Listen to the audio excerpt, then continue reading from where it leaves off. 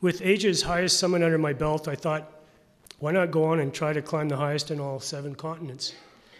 No one had done that before.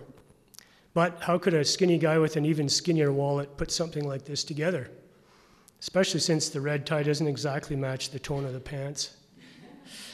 I'd have to reinvent myself on many levels to raise the necessary funding. I'd already climbed Denali, the highest peak in North America. And this was notable because it was midnight and there was beautiful light and it was minus 30 and there was a can of frozen Asahi beer sitting there for us. And we did that got up there by climbing a new route on the southwest flank. And I'd also been up the Polish glacier route on Aconcagua in South America.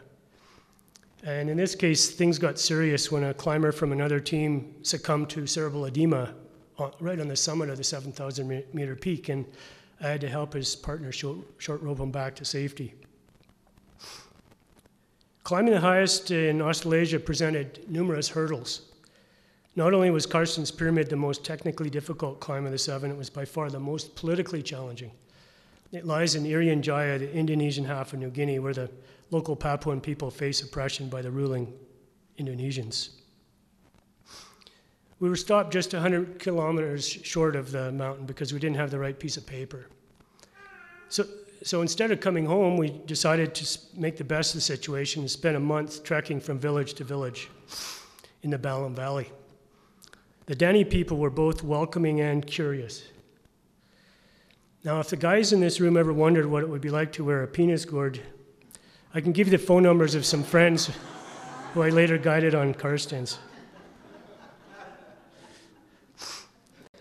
Bob and I spent 2 more years making phone calls and writing letters before we got the right permission to come back. And in the end, I've guided Karstens 3 times. It's a great climb on stellar limestone, kind of like Mount Louis on steroids. Antarctica's highest peak was a major logistical and financial hurdle. This story deserves a whole slideshow on its own, but maybe another time. On our first expedition to Mount Vincent, we chartered this Twin Otter from Ken Borak Air in Calgary and landed on skis near the mountain. It takes a week to shuttle to Punta Arenas from here, and then it's another long day's flight from there to the mountain. We formed Adventure Network International, an expediting company with Martin Williams on the left, and a couple other friends to get ourselves there.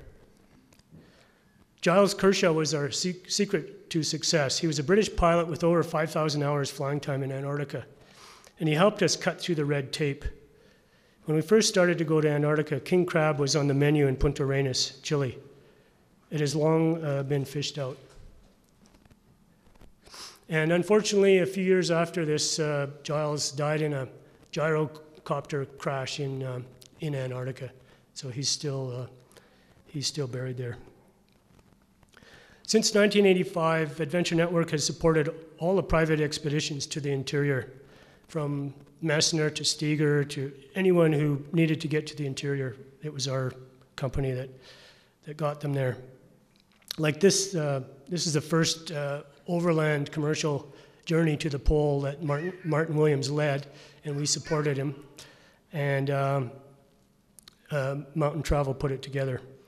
And you'll see, this was in the days before satellite phones and email, and you can see this antenna here. It was a shortwave radio that reached back 3,000 kilometers to our base station in Punta Arenas. It was really tricky staying in touch. Bob and I remained partners in the company for 7 years, which got us into some amazing parts of that icy continent.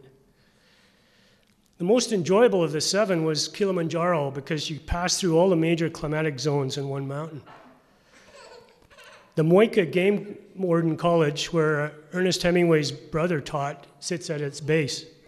This is also where Jim Thorsell of Banff was teaching in 1983. I think it was either John White or Brian Patton who put me in touch with Thor. He fed me and my 2 companions impala the night before we left his bungalow and told us it would make us bound up the mountain. And we're now neighbors in Wilmer, near Invermere. I completed the Seven Summits project in 1986. It had taken 4 stressful years since that walkout from Everest to climb 4 peaks. To date, there have been over 200 others who have completed my version of the 7. That is the 4,884 meter Karstens Pyramid, which is a real climb, versus Australia's highest ski hill, which is about the height and even less challenging than Tunnel Mountain.